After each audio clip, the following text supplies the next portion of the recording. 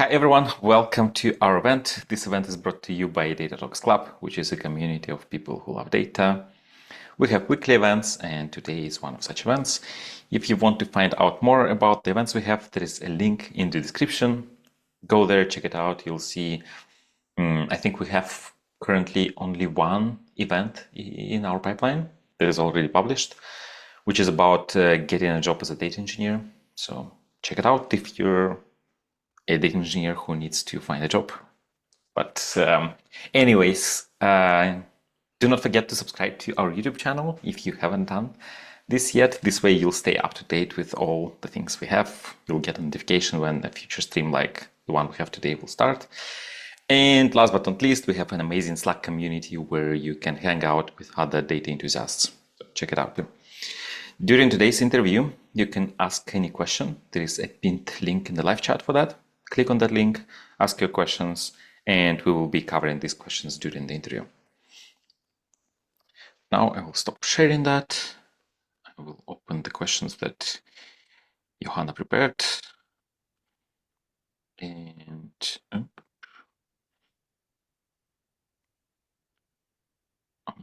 so I'm just fighting the, okay. So I was fighting the sidebar panel in Zoom that takes like half the monitor. Let me guess, you are fighting the recording software. Yeah, I am. Anyways, I think I'm ready. Are you ready too? Yeah. Okay. This week we'll talk about open source again, and we have a very special guest, second time, Vincent. So it's not the first time Vincent appears here. We already think you were one of the first guests ever on this podcast. It was more than 3 years ago. 3 to 4, yeah. Something like, yeah. Back, I think, so it was already, I was checking the podcast episode before we started. And it was already season 2. So season 1 was only 5 episodes, I think. And you were the one of the first recording of season 2. And we didn't have transcriptions back then, so I had no idea what we talked about, but the topic was getting started with open source, so I assume we talked about that. And today we will talk again about open source. And actually, Vincent, you are, like, when I think about open source, you are the first person who I think about because of the thousands of small libraries you have created and talked about. It's not thousands, just to be really clear. It's not thousands, but hundreds. Nah, it's a small. I mean, it's a small dozen for sure, though. Like it is a bunch. That is definitely true. But thousand is a lot. 1,000 really is a lot.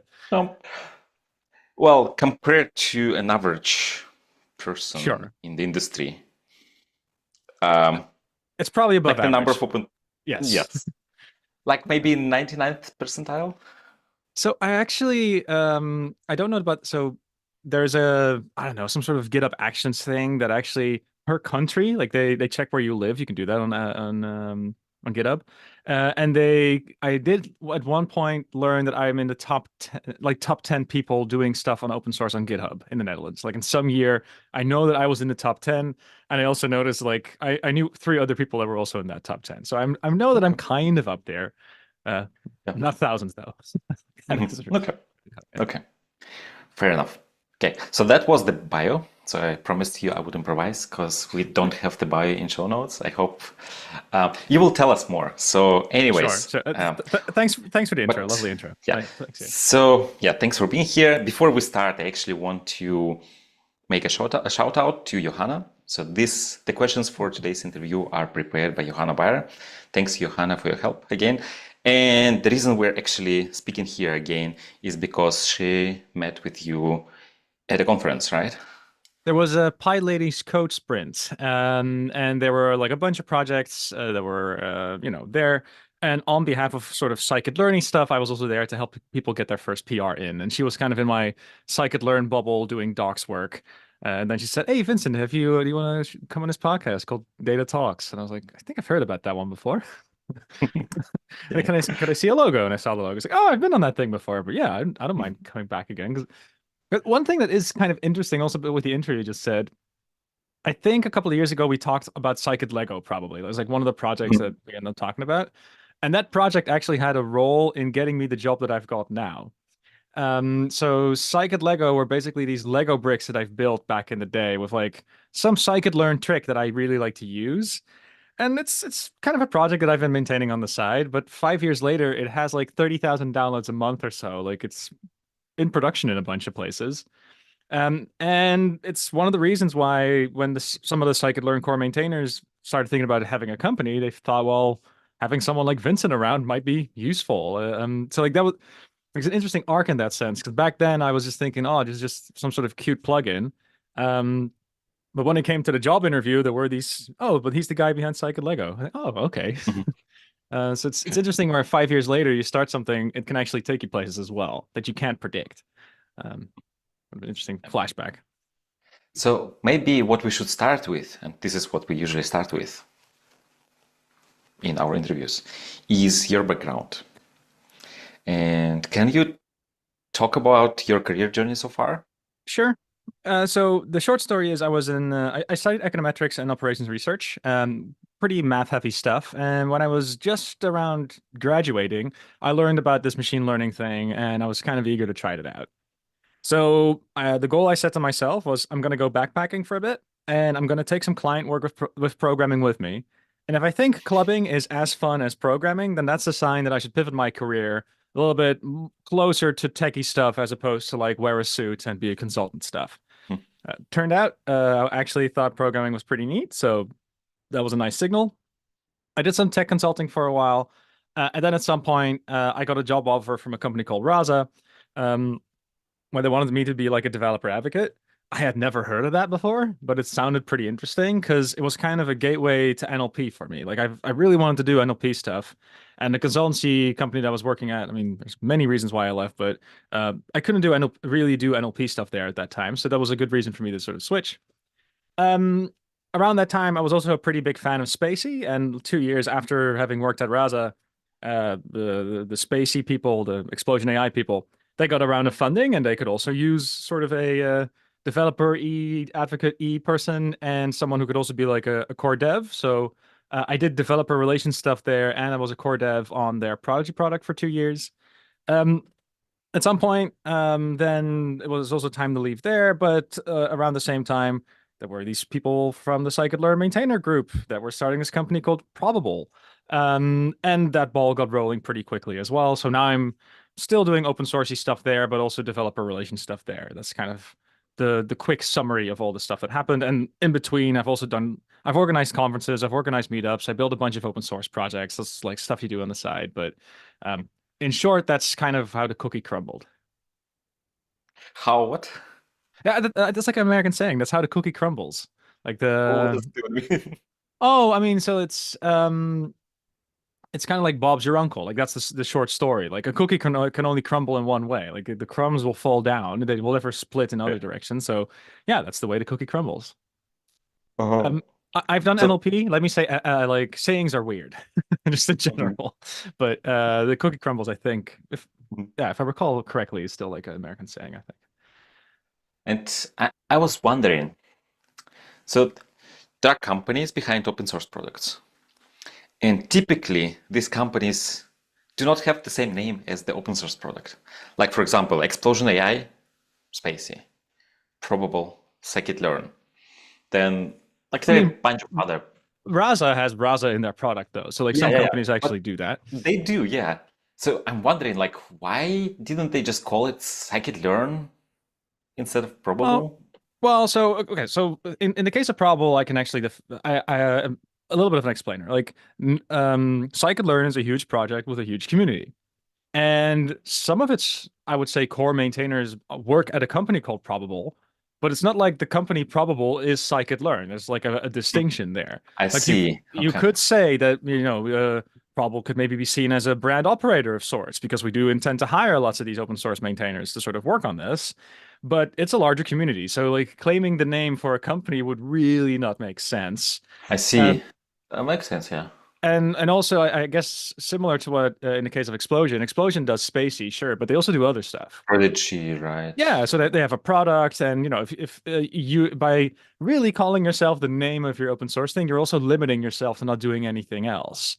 And also Mhm. Probabl. I mean, we will probably do more than just SciKit-learn. We're probably also going to do trainings, maybe a bit of consultancy, maybe also a product. So Mhm. like, there's many reasons not to call yourself SciKit-learn. And Mhm. I'm not even mentioning the legal aspect of it because it's a trade, like I believe it's a yeah, it's a name that Trademark. already exists. Yeah, well, I don't know Mhm. the full details there. Like trademarks, I think are for companies, but it is registered. Let me put it that way.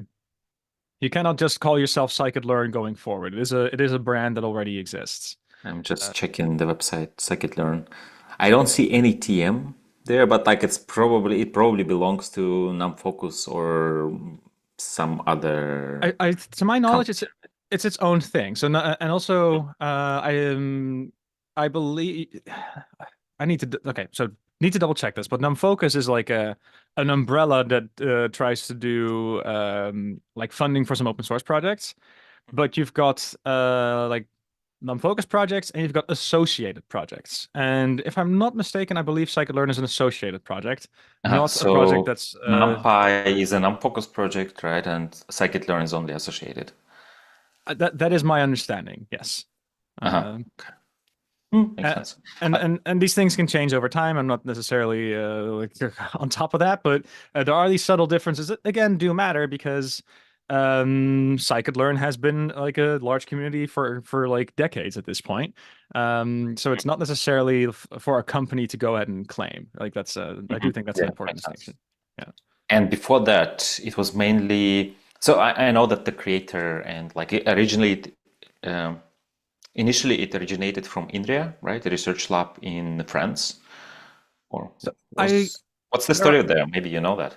I only know I know parts of it. I do think it was something of an experimental thing during a Google Summer of Code project. Maybe the most original version of that was there was something about that in the story that I heard.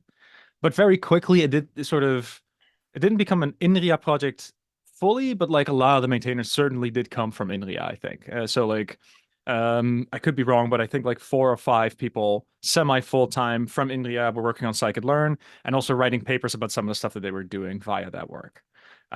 It should also be said that like at some point companies also sponsored developers. So um Andreas Mueller, for example, he's one of the core people who I think he taught at NYU for a bit, and that university basically also sponsored his open source work in scikit-learn.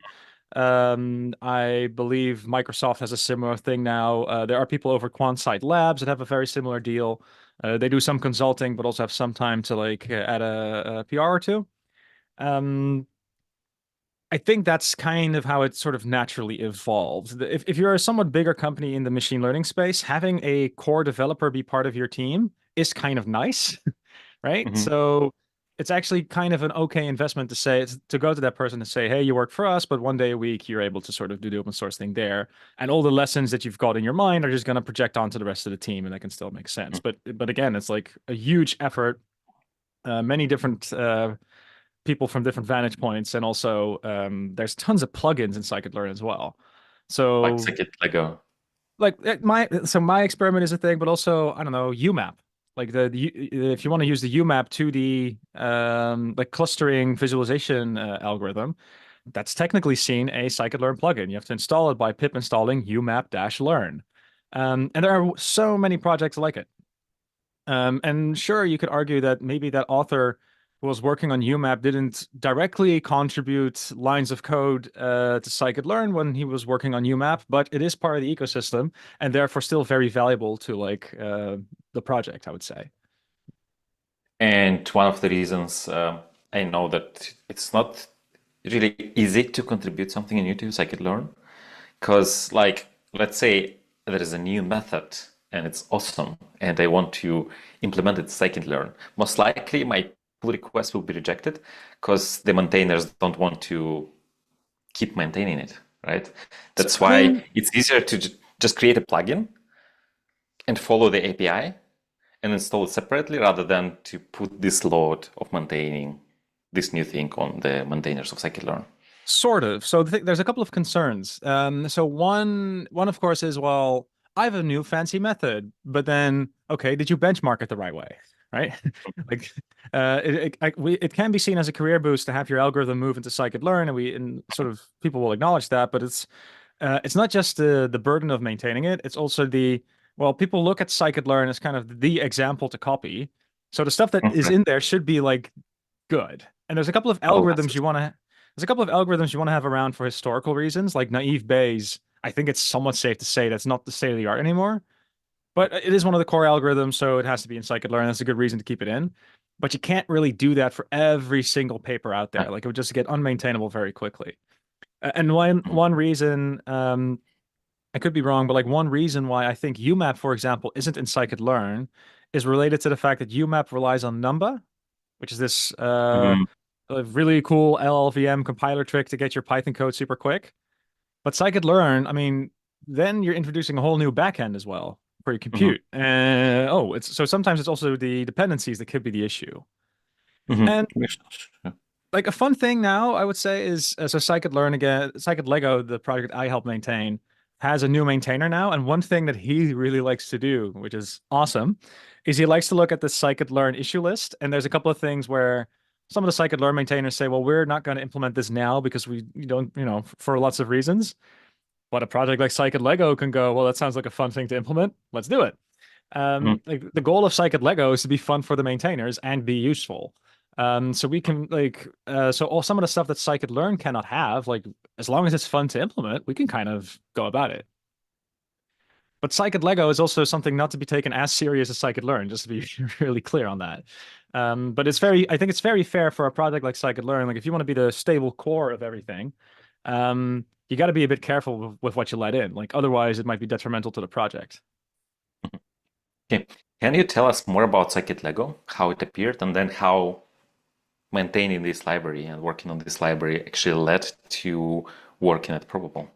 So when I was a consultant, at some point I noticed that like you go to a client and oh, we need to have something that can select columns from pandas. I'll write a custom thing that can do that.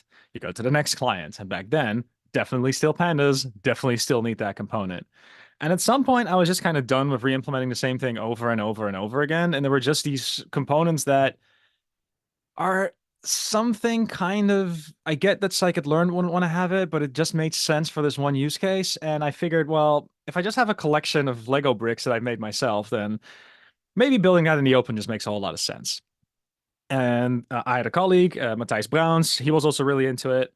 Both of us gave a lot of training. And then at some point, I also noticed that if I want to give a course on how to do open source, I have a merge button and it's on the public library. So I can, during a course, tell students, like, if you want to learn open source, we're just going to do a bunch of Git today. So it's just kind of a nice utility if you're giving corporate trainings to have an open source project with lots of these Lego bricks. And that also helped me get like a ton of contributors. Because if you go, like, if you go to a bunch of students for a traineeship and you go, would you like to spend a day committing to open source? And that'll be the lesson for the day. They tend to say yes. Like it's That's probably smart. like yeah, it's like one of the least boring things you could do, and it's kind of a nice win-win because you actively you help people get started with their next contribution this way, and they actually learn something, and my library becomes a bit better. Mhm. Now, fast forward a few years, I started working at Rasa, then I started working at Explosion, and as time kind of moved forward, I was using the library less and less, and the same thing happened with my other maintainer. Like we were still maintaining it, but there was this awkward moment when we were maintaining a library that we ourselves were not really using. So PyData Amsterdam happened again last year. And I just started telling people like, hey, if you're interested in learning how to sort of be a maintainer, like we are looking for a new one. Oh, Think you're back. oh okay. Oh, Yeah. I don't Yeah, I know. think yeah, we had a hiccup there. Where did you lose me? I almost didn't lose you. So you said Okay. you were Yeah. in iData Amsterdam Yeah. and you were telling people, hey, do you want to learn how to maintain a library? Because I have a library I don't want to maintain, and maybe you can Well, do it. so it's not so much that I don't want to maintain it. It's just that, in I'm fairness, joking. I was just looking for someone who actually uses it. Like that's more the thing. And again, like back then, I wasn't working at Probabl yet. So, and like the prospect was that I might still be doing NLP for the next year or so. And then Scikit Lego is tabular data instead, so it helps to have someone around. And someone volunteered. Francesco, and it's been great. He's picked up stuff that I wouldn't, and he's added things to the library that I also wouldn't do, but it's better because of it. Um, but moreover, he has fun in doing this as well. So we're both on the same Slack, and we just have fun maintaining it together. way more than I did before. So that like, so that's also just kind of nice. Like there's sort of fresh blood in the project, I guess you could say. Okay. Uh, So again, the way you did this is you were just randomly approaching people at the conference. You were talking to them, and then you started asking, "Hey, I have this library. I'm looking for maintainers because I'm no longer using it. It it's needs well, like." it's kind of the other way around. So part of it was that I was people would walk up to me about SciKit Lego stuff because I was a maintainer, and I do know that some Ah, people are I using it. see. So every time that someone would mention that to me, I would say, "By the way, we are looking for a new maintainer." Like so, that was something I would do. In the case of Francesco, though, we met before because he actually made a PR to SciKit Lego. So before, like I did tell him like, hey, if but thanks, it was he made some solid PRs, and I did say, look, if this is fun, let's talk about that at PyData Amsterdam. So in the case of Francesco, like he did, like we kind of met virtually before, and he already told me that he was somewhat interested. Uh, Mhm, it's just that it also helps to meet in person. So like having that moment mhm, at SciKit, sort of at the PyData event was also just great. mhm. Yeah. And he uses Scikit Lego at work, right? Yeah, so I'm he's not at liberty to confirm to what extent. Uh-huh. Because some of that is, a bit private, but he did confirm to me that there were some tricks in there that he definitely used, if only to like explore stuff in a notebook, and he found it like a fun little library. Uh-huh. Um, like one thing I do imagine that's like appealing if this is like a first project that you maintain. Like I'm kind of explicit that I would really prefer the library just to be fun to maintain and be useful as Mhm, a second goal. So we are critical in what we kind of accept, but there's also this realization that if it's not fun for the maintainers, it will just not be maintained anymore, and that's the bigger risk at this point. mhm. Okay. So Um, how to make a library fun to maintain? so part of that is just to celebrate. Well, we're all doing this as volunteer work, right? So I'm not so if something is fundamentally broken, then you kind of feel obliged to have a look, but I'm not going to pressure anyone into implementing anything.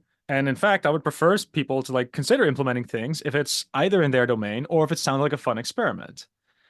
And like I do have a reasonable requirement that like if you're going to add something to our library, we want to have some sort of benchmark that confirms that it works better than like the standard way of doing it, right?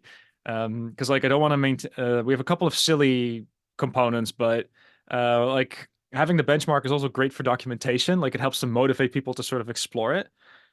Um, but really, that's about it. I'm not going to tell any maintainer that they must do something. And also for myself, I've got a kid now who's a handful, and I'm not going to spend my precious evenings implementing stuff that I don't think is fun. Like, I don't think that that's reasonable. Um, Mhm. I like to think that that also helps the appeal. But in the case of Francesco, like, if from my perspective, it's just fun to see how he picks stuff up and does stuff that I wouldn't do. Like, I also think that that's just kind of nice for the project. Um, yeah, have him as a podcast guest maybe because he can tell you his perspective. But that's the cool thing in Yeah. this case about having the extra But this- maintainer who hasn't been around for a while. Like he really has a fresh perspective and also ideas of his own, and that's kind of a nice combo because it keeps it fun for both of us. I like to think. Okay, and then like I asked you multiple questions in one question, and then so first you told us about Scikit Lego and how did it actually lead to Right. your current job position? So, you would have to ask the people on the other side of the fence for their part end of the story. But one thing I will, like, it was more of a thing of like, okay, we like to have like it's a scikit-learn maintainer group basically. There's some very senior people from the scikit-learn project, and you can kind of imagine if you go to YouTube and you type scikit-learn tutorial, some of that stuff is going to be really hypey because data science is just so hot right now, right? Like that kind of a thing. And from my impression was that they were really looking for someone. If we're going to do Dev Rel stuff, there was a very strong preference for someone who could still explain very clearly, just not the hypey thing. Like if you want to do data science and machine learning, you got to take benchmarking serious, and there's a lot of tomfoolery. We'd like to not have that. And then when people started interviewing me, one thing that I do think really helped was, oh, looking at Vincent's resume, he wrote Scikit Lego. That is actually one of the larger plugins, and he takes testing seriously. And like, there's all these things that we are usually worried about, but Okay, that seems to check out quite kind of nicely. Honestly, I think that if I didn't maintain SciKit Lego, there was still a pretty good chance that I would get in, but the interviews would have gone way differently. It's like basically the technical interview bit was really lightweight because I just looked at SciKit Lego and it kind of went, "Yup, legit." um, so that's I think how it helped me in that sense. But other stuff helped me as well. It's not just SciKit Lego; it's also the conference talks that I've done. I gave a keynote at PyData I, Amsterdam that some of them really liked. You know, stuff like that also really helps. I was talking about thousands of small open source libraries, and you said it's not true. It's not thousands. But like when it comes to talks, I think if I was just doing this the other day, I typed your name in YouTube search, Yeah. and like I couldn't finish scrolling. I mean, yeah, so I am a frequent speaker at a PyData. That is definitely true. I mean, it's something that I enjoy doing, and whenever I send in a proposal, they so far accept. So it's easy for me to hit repeat on that. Um, I guess like another thing that also plays in with this is during COVID, I started this project called Calm Code, which is kind of like a tutorial website, if you will. I kind of designed it to be like an alternative to DataCamp because there's some stuff I didn't like about them, like the way they teach. The fact there's I'm sure the company has changed, but there was a time when DataCamp said, "Oh, you must learn these skills in order to be future proof," and I always just thought that was just kind of nonsense. So I figured, well, what about a learning platform where you just learn? Well, here's a trick, and if you know that, that's great, and that's enough. Like, kind of have that vibe a bit more. But That's if why you're, it's cool, yeah, right? that's, yeah, It doesn't pressure you to learning things. It's like you can learn whatever you want. yeah. Here's the thing. Here's just some stuff to make your day to day nicer. Like that's it. So the thing about that, like if you're the person who, like me, took that serious and had been making that for like over the year, you kind of gain a skill of like, okay, how do I communicate things clearly? Because it's something you actively practice. It's like a problem you're exposed to. And part of it is also, of course, like if you've done lots of presentations, the next presentation is going to be less scary. But if you, uh, I've made over 700 videos for that platform, and making a video now for me is like a takes me an hour kind of a exercise. It's like writing a for loop in a way. Um, So like the thousands is actually not too far from the truth, right? if we're talking about videos, then yes, I do think if you take all of them together, then we might be close to 1,000 at some point. Also, counting your all your work as a dev advocate at Rasa, Explosion, right? Yeah, Like so all that. at Raza Probably that's like 100 videos or so, and like an education platform as well as plugins, and then at Explosion, I mean at Explosion we did have a preference for quality over quantity, so I think I made way less videos, but each video I made was like more polished. Um, but it's basically like when you learn Python the first time, it is super scary because there's like, oh my God, how does pip and virtual env? What is this? But after a year or two, you just kind of, oh, it's a pip install, and you just don't think about it anymore. And very similarly, it's like, oh, how does this recording software work? God. And then at some point, oh, wait, this is the shortcut. Click, click, click. Done. Uh, so I'm a little bit more worried about do I have a fun example or like a good insight? Because if I have one, then recording it is just not the hard part anymore. That's kind of the easy bit. coming up with examples is the most difficult part, right? Yes, yes. I mean, and one thing that does help, like, I do have access to some of the scikit-learn sort of core maintainers, so I can poke them a bit, like, hey, what's the most annoying question you've seen pop up on the GitHub issue, and that could be a good thing to pick up. Um, a lot of these maintainers are also like, happy nerds on the inside, right? Like, there's some crazy experiments that I can do they'd still be interested in like the exercise, but they wouldn't do it themselves because they're too busy, and that's stuff that I can pick up. Uh, there are some crazy benchmarks that I'm running right now, like on like 100 tabular data sets, just to sort of benchmark our hyperparameters because I'm curious, like if we make a change, does it like can we measure that? Um, so there is enough inspiration to go around if you have a team. Like that is also kind of a lesson. I would say. Yeah. When it comes to Calm Code, do you still actively put things out there?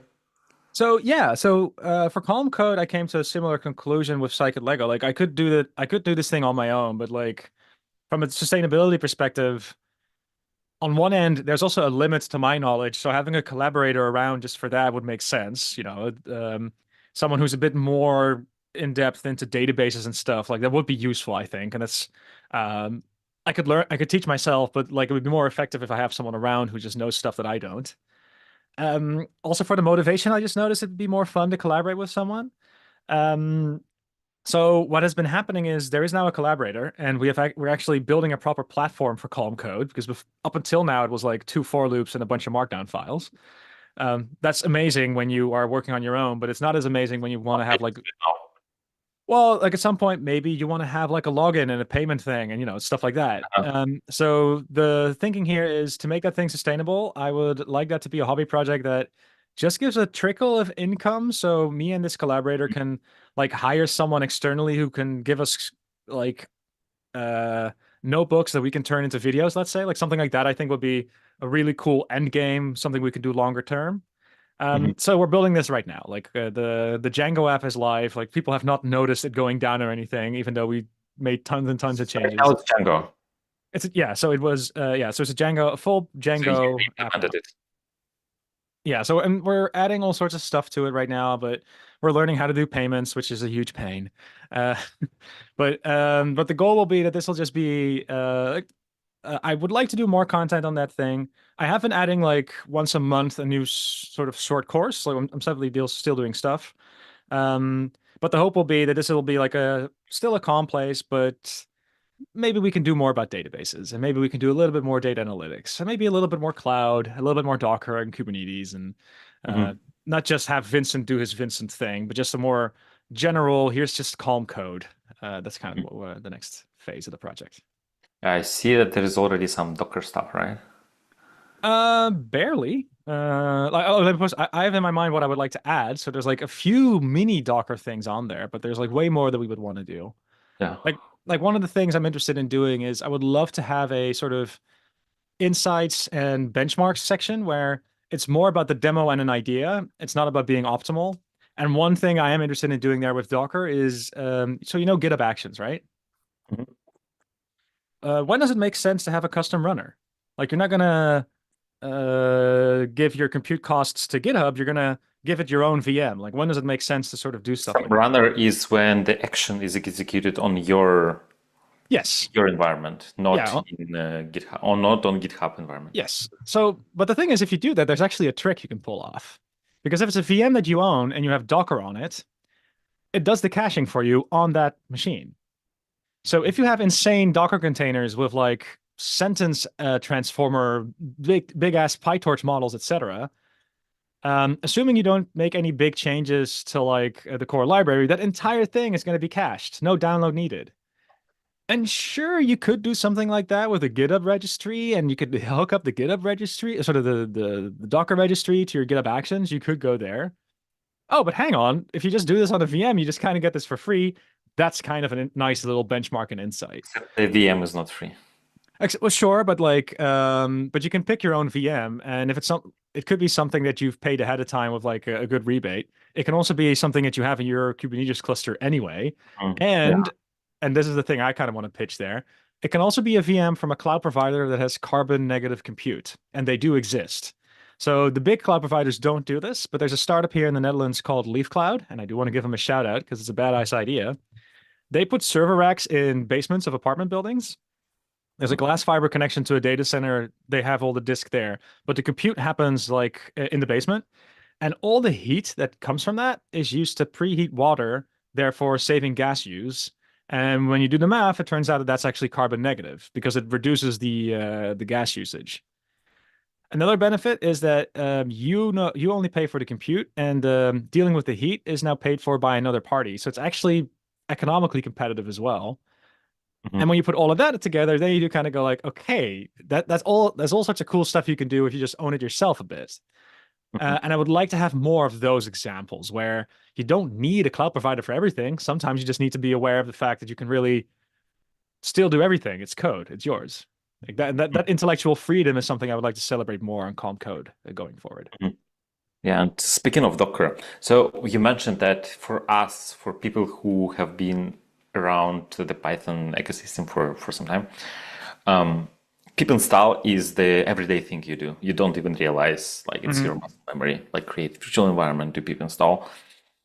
And the same thing is with Docker, but for people who just start, Yes. Docker is super difficult, and this is what I see in our courses. So in our data engineering course, the first module is about Docker, and this is the most problematic module in the entire course, right? So Yeah. I think there's three things usually that someone fresh out of college that's like a stumbling block. So pip is one, Docker is one, and Git. I think those are kind of the big three. you want to cover the all three, right? Eventually, yes, but like designing a Git course is something I want to do in my life only once, Mhm. if that makes sense. Like, uh, You already have some, because I think I saw a logo of GitHub on I mean, your. yeah, so I use GitHub in a bunch of courses, but I've not so Calm Code at the moment doesn't assume that you're a full-on beginner. Like that's not the platform for you. It's like if you need to have read your first programming book and done your first thing. That's what we do too. Yeah. I'm wondering like where at the end people actually learn all that stuff. Well, so one thing, this is just a hypothesis of mine, right? Like when it comes to teaching, but sometimes I wonder maybe it's not so much the tool that I got to teach you, but the way you should think about the tool. So I can teach you the commands of Git, right? But what I can also sort of teach you is just conceptually how you should think about it. Or like, oh, if something goes wrong, it's probably this. And it's not really a syntax thing. It's more of a does it click in your mind kind of a thing. Mhm. And also like, hey, some issue like don't use Git for data, maybe. Like use a different system for that. If you have huge CSV files and you want to do versioning, yeah, you can do some of that in Git maybe if the data is not big enough, but don't use it for everything. And here's why. That context, I think, is something I also want to try to focus on with Calm Code things, especially because a lot of these YouTube tutorials, they just regurgitate the docs anyway. And I do want to do something more than just that. Mhm.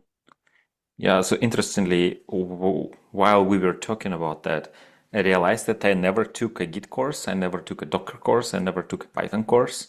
It was just, I need to do something, and then like, okay, how do I do this? I do this and I learn. And I guess like following this approach, like, okay, I can assume that they know Docker. If they don't, then they will learn. Maybe it's also a good So, way of. I guess like, so I've been if this is like thinking out loud, right? I'm kind of curious about your opinion as well here. So like, okay, what can I do to make it as sort of easy or enjoyable as possible to learn Docker? I mean, I can teach you the basic syntax, and that's a way to do it. Maybe what would be nicest if I can figure out 20 minutes that you have to spend watching my things. But after that, you kind of understand the basics and you're in a position where you're able to tinker around. I think part of me is wondering if maybe that's the key. So in the beginning, you're not comfortable tinkering around yet because you don't know how the Lego bricks click together. But once you're there, then I actually really want to encourage you to tinker as much as possible. Like that's also kind of a kind of a philosophy I'm playing with here. Like I can't imagine like getting to minimum viable tinkerability or something like that. Something about that feels appealing to me. I want to give that more of a spin. Like I don't know if that's something you're also considering, but That's a nice idea. I realized that actually the topic of today is not Docker and oh, education, even right. though this is actually great stuff to talk Yeah, okay. about. So let's segue back to SciKit stuff, I guess. I think that's Yeah. good. Yeah, that's Uh, good. so, like one of the things you mentioned that, so you worked at Raza as a dev advocate, and you worked at Explosion as a dev advocate and also a core dev. And this is what you also do now at Probabl, right? So you wear two hats, right? So one is the educator hat, where you talk about the product, you promote it, you educate this product, but also at the same time, you actually work on, I don't know, implementing core features. Can you tell us how does it actually work? Like, how do you manage to do both of these things? And yeah, I maybe mean, that. so I will say so back at Explosion, the way I at least the way I experienced it, we the company experimented a little bit with like a Dev Rel team, but at some point we also just knew that okay, but maybe we should just assume that everyone's a machine learning engineer. So like my title also wasn't Dev Rel or anything, it was just machine learning engineer. And if you're a good Dev Rel, you also know your stuff, so you should also be a machine learning engineer anyway. It's just that you're also more comfortable and well equipped to sort of make content and to educate. Like it's kind of more like an extra. But it's not that different than Oh yeah, I'm a full stack developer and I do a fair bit of Kubernetes well. It's like the Dungeons and Dragons character sheet has got you more points into Kubernetes, but it's not like you're not a full stack dev. And similarly, I still like to think about myself as a machine learning engineer. It's just I'm a bit more comfortable and a bit more skilled perhaps in making some of that content stuff. So in that sense, at some point within Explosion, there was just more need for me to do prodigy stuff, and I'm still the same person, so I would just do more prodigy stuff and do less content. And something similar is happening here over at Probl, I think. It's just that right now I'm like the main developer advocate like thing within the company. So it makes sense that most of my time right now in this phase is spent bootstrapping a whole bunch of things. I have a whiteboarding playlist on our YouTube thing. I have a live stream. We also just set up a podcast. We're going to do a second one at some point. That's not going to be just me. It's going to be me with a colleague. But right now, the company's in a bootstrapping the Dev Rel practice phase. And once that ball kind of gets rolling, I will probably do more open sourcey stuff than I'm doing now. Right now, I am helping out with the Skrub effort, doing benchmarks and some of those things and sharing ideas. There's an interest to port some stuff from SciKit Lego into Skrub, maybe. So like makes sense that I think along there. But I really wouldn't see it as oh I have two different hats that I'm juggling. I guess it's way more well. My name is Vincent. I'm a senior person, and I work on stuff that matters to the company right now. Like that's I think the best way to also think about it. Yet your title is a Dev Advocate, right? Or what's your title now? It's developer relations engineer. When they hired me, I made a joke that I would really prefer senior person as the title, but they did say, "Well, Vincent, we have to pick something better than that," which I do think is fair. But the way I also like I do still appreciate the way that Explosion just went about it. Just call everyone a machine learning engineer. Also, not fuff too much around with like senior or junior or anything, because you are just a person in the end, and you just try to fix problems for the company. In the end, that's usually what you end up doing. And constraining yourself to like one and only one role just feels very counterproductive. Mhm, Um, but sure, I do a whole bunch of DevRel stuff now. Senior relations engineer, I guess, also is mhm, totally fine by me. It's just I would have had a preference to be a senior person instead. Fully aware of the fact that it's also a jokey title. mhm. Totally cool with them not going with it, by the way. But like, why does scikit-learn actually need a DevRel? Like, So is there two other steps people? back, two steps No. Probable. So the company Probable, right? So the company Probable has hired me. It's not Scikit-learn, to be clear. Okay. Probable is not the same entity, right? And but you are right in the sense that Scikit-learn is a pretty good project where you look at the documentation. Like it is one Like of the the best documentation that I can think of. Like for me, this is a good example of how documentation should look like, how you so should document API. so it's funny you mentioned that. So there's a person that's a colleague of mine, Arturo. He's actually in not necessarily in charge, but he's kind of a lead on the docs. Like that's sort of one of his main concerns in his day to day. And yeah, the docs are amazing. But imagine being on the other side and thinking, oh, but there's so much more stuff that we could do. Of course, there It is would be always. it would be amazing if we could just run the code examples interactively in the browser. We're not there yet, but we would like to. And similarly, the podcast is a nice example too, because maybe there's just the experience from the maintainers that we just want to have archived and documented as well. Mhm. So it's you are definitely correct in saying the docs are very good and we should celebrate that. But there are also more things that we could do. And that's kind of the idea first and foremost. Like um, YouTube videos, I think, do contribute a bunch of things. Like we just reached 10,000 views on our YouTube channel where I just explained some algorithmic details that people aren't necessarily aware of. And it's still very valuable to the Scikit-learn project. You could argue that some of this is in the nice to have department, but I would still argue it adds value. If something Yeah. is very confusing, right, or a best practice is not relatively not known, that's a good thing to still have tutorials for. And sometimes video is a nice medium for it. Because like people like me and other educators, they have courses, they have content, they have articles about scikit-learn. You don't need to do anything. There is already like a ton of content that explains it. Well, Yet like there's, but I guess you so said we need to make distinction between Probabl and scikit-learn, right? So your so job is to promote Probabl. and via Probable, I will promote Scikit-learn, yes. But like I do think it's an important distinction because Scikit-learn has a MOOC, for example, right? And I had no part in that. That's something that was done by community members. It wasn't something me or Probabl did. Um, but I guess like one thing that I do try to do, which is this is kind of hard to do on the docs page, but I do think it's very valuable. So you know how in scikit-learn we have scalars. Yeah, Like like there's a min. normalization, right? Yeah, so we've got the min-max scalar, we've got the standard scalar, and the idea is you've got your tabular data frame. One column has super high values, the other column has super low values, and there's numerical stuff that could go wrong when you give that to a linear regression after or a KNN classifier or something like that. Like that. You want that to be standardized in some way or form. So a lot of people like to use the standard scalar that takes the mean per column, subtracts it, and also scales the variance such that the variance is always equal to one. Or standard deviation, I should say. But okay, fine, great. But the thing with that standard scalar is it's actually not standard at all when you think of all the stuff it has to do. So what if the data that's going in, what if that's a sparse matrix instead of a normal NumPy one? Oh, well, we can't subtract the mean anymore because that would turn that sparse matrix into something non-sparse, but we can normalize the variance.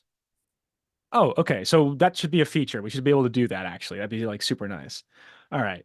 What if it's a data frame instead of a NumPy array? Okay, yeah, we got to handle that, obviously. And not just pandas, by the way, but also polars these days. Like, all right, we got to be able to account for that. Oh, but there's also this other thing where it has a partial fit method because technically, from a mathematical standpoint, nothing is stopped. Like, usually you calculate these things in a batch, right? You take the mean of the column. But what if the user is interested in doing micro batching because the data set doesn't fit in memory? Well, scikit-learn has a partial fit API that allows you to take those batches and do it sort of on an online learning way. Oh, okay. So that has to be implemented on a standard scalar. Are there many ways of doing it? Yeah, and a bunch of methods are numerically super unstable. So you have to be really careful about the method that you pick because otherwise the whole thing is just going to explode. And like this is a video that's coming out this week. There's so many of those little details that are kind of hard to put in a scikit-learn tutorial because as a user, the whole point of scikit-learn is that you're not worried about that. But I do think it's valuable to the project that I'm able to spend at least a little bit of time making a good video about it so people appreciate it. Because I was going Um, to ask, okay, yes, this is a very difficult problem. Like, why would I actually need to learn the details? so the beauty of it is you don't, but it might still be useful for you to appreciate some of these details. Like that's, I Yeah, think, the that's larger point. definitely is the case. Like, I have never realized that such a simple thing could be that difficult. The standard scalar is not standard, is the title of the video. It's coming out this week. It is I not see, I standard. see. Because like it's too mathematical. Well, not two, three. Like compute the mean, right? Then you subtract the mean. On the And spectrum of math, this is still relatively lightweight, but still, the fact that it's a lightweight, mathematical, not too complex thing, so much can still go wrong, right? yeah, like I never realized that. Yeah. Now, so and again, like I'm the Scikit Lego thing definitely helps here because I've looked at the source code of Scikit-learn sometimes to understand how I should implement it in Scikit Lego. So I'm kind of well equipped to sort of know which parts are worth diving into a bit. Definitely stuff for me to do there. But I should also mention, like, probably, probably, it is very probable that in like, let's say a month or two, when we have the new quarter in the summer, that the ball for the content is rolling and rolling, and then I can dive a bit more deeper into like Skrub stuff, and I probably will. Like, What is Skrub? You mentioned it like three, four times. What is that? yeah, so it's a pretty cool library. So Skrub at the moment is a scikit-learn plugin that's still in experimental phase, but like Gail Vatrou is one of the maintainers of it. There's a bunch of other This people is how you involved. pronounce his last name. Okay. I don't know. I one thing to remember is Gail is French, and for example, Vincent is pronounced Vincent in France, right? So don't take my pronunciation as accurate, but I believe that's how it's. I don't recall being corrected, but yeah, let's just call him Gail because that's also just his name. Um, no, so Gail, like the dream kind of that project is that. Let me put it this way. There's one feature in that library right now that sort of is the guiding arrow towards the dream we're trying to chase. So there's this thing called a table vectorizer. You give it your data frame, and it just figures out what it should probably do.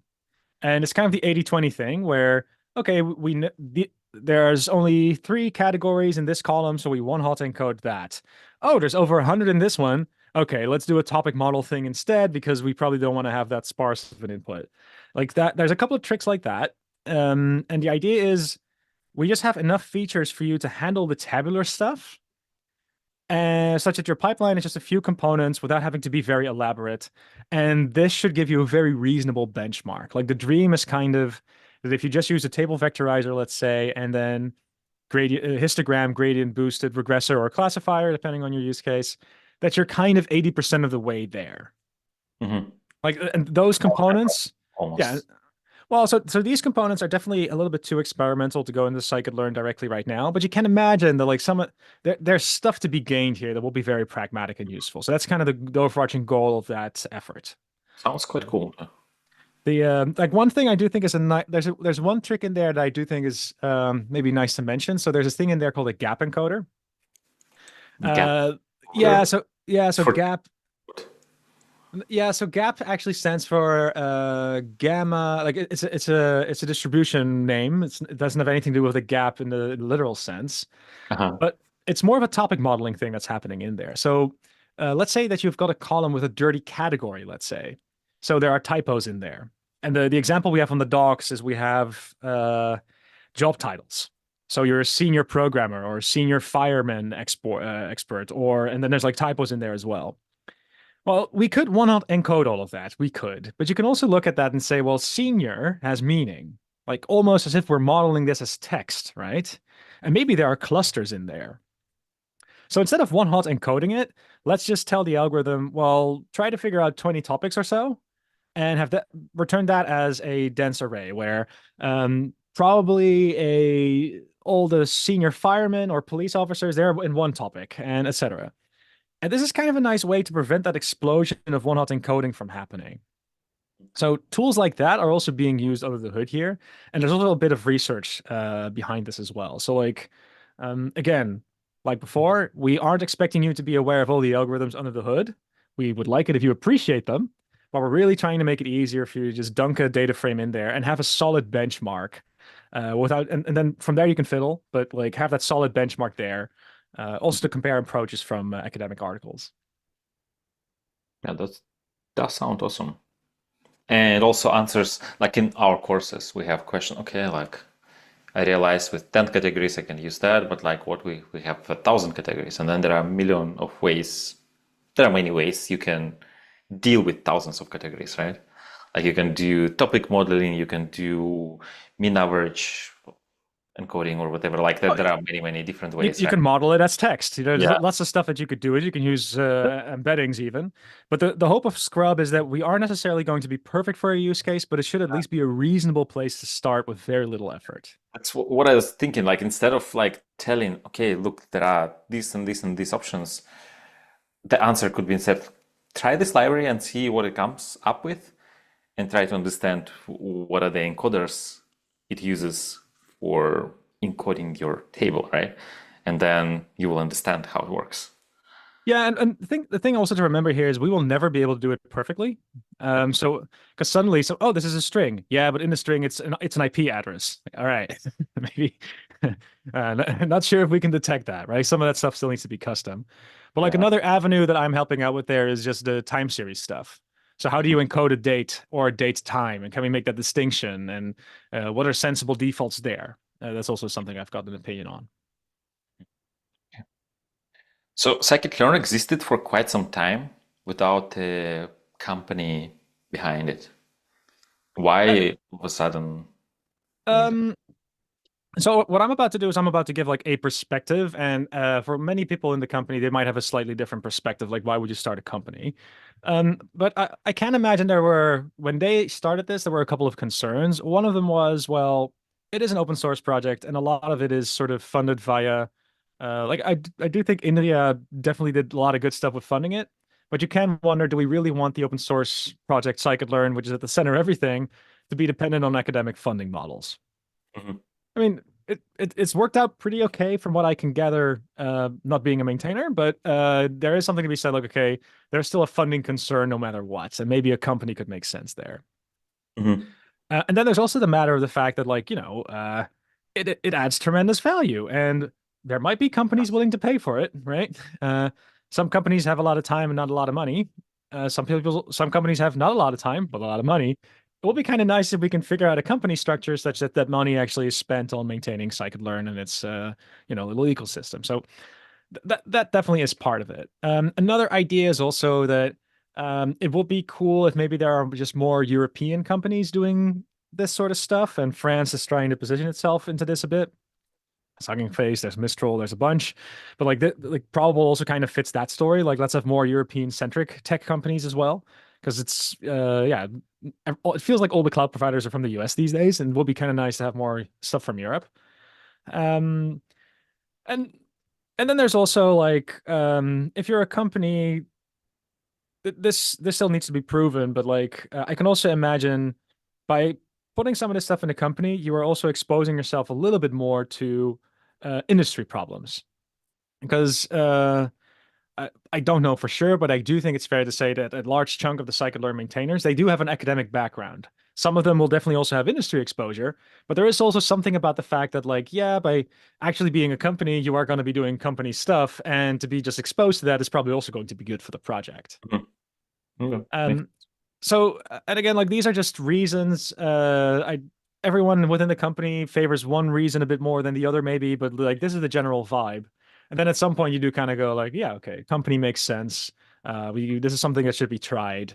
And Mhm. that's at least a vibe check of the origin story that as I understand it. Mhm. And the business model is still yet to be determined, the exact business model. There's some stuff that I can share. I mean, you can definitely imagine us doing training and consulting. Like that's going to be a thing, right? Yeah. Um, You kind of mentioned that it's on the 3 times website. already. Yeah, I mean, it's on the website, and there are also these collaborations that may or may not happen, right? Like there might be a cloud provider wants to sort of integrate with us. You know, there's all sorts of ideas that could happen there, but it's definitely early. So there's not like an official announcement I can do or anything like that. But you can, like, there's a TechCrunch article where our CEO says a bunch of things. I mean, those things you can check out. Yeah. Which was published on February the 1st. Yeah, like February, January, early this year, something around that. I Yeah. think that's when all the official announcements kind of started. Yeah, so what we do: product, open source services, provide training, certification, and expert solution for enterprise AI challenges. Yeah, Mm. that's just about covers it. Yeah. So, well, we don't have a lot of time, and I still want to ask you this. Mhm. What is your next personal project? Oh, I can't. So yeah, so there's one that what can I talk about there? So there's one that I can't talk about yet.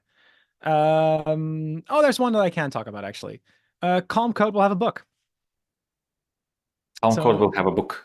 yeah, so we're writing a book, and Okay. I can't share the title just yet, but it's about expectations clashing with reality in the field of data. It's going to be the title of the book. There's just been too many of these stories where, like, remember back in the day when people told us data science is going to be the sexiest profession of all time, and That's then you why look, I'm doing that. Yes, I was doing. well, I bought.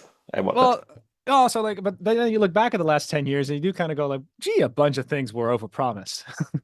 Oh And yeah, like, and there's lots of I these get it failure away. stories that people tell me when they're drunk, and maybe I should be the one that writes some of them down. Because I also think that maybe there's an overemphasis on tools and not enough about, like, culture and how do humans work? How can we actually prevent failures? And I think just having a little bit of a book that just has a couple of these anecdotes and stories are going to do a bunch of good. So like that's a project that is definitely going to happen. But I should also say, like, the way that my sort of side projects work these days is I do a live stream over at Probabl. And basically every week I just pick kind of a new technology where I could do something interesting. In 2 weeks' time, I'm going to experiment with gradient boosted machines. So you know that tree-based models, you can stack them together. A tree-based model could be turned into a SQL query, Yeah. and a whole stack of them can be turned into a SQL query. Yeah. And yeah, the SQL query will be big, but these boosted But it machines will are be. they are some of the most performant models. So being able to SQLize that will be cool. And I wonder, for large batch jobs, is this quicker?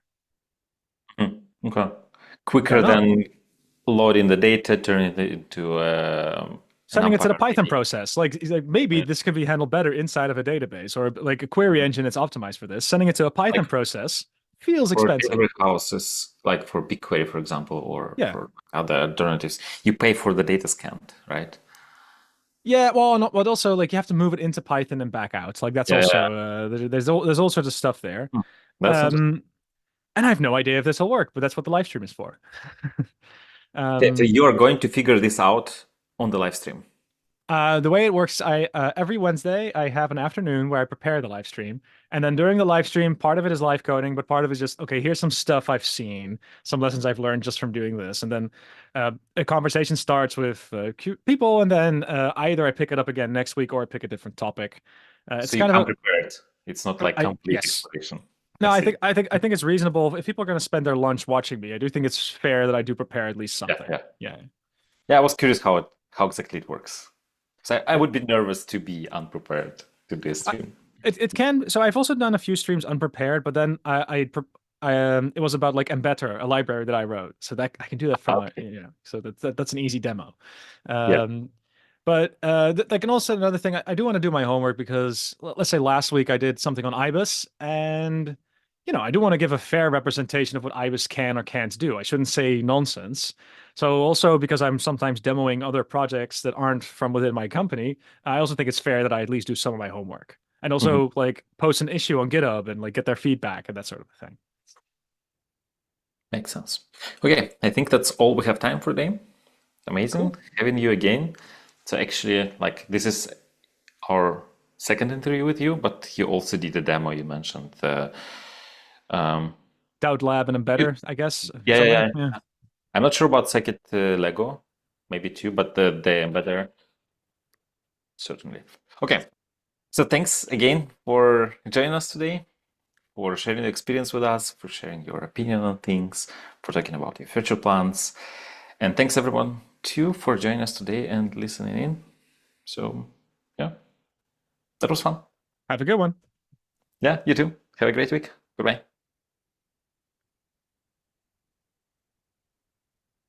Trying to figure out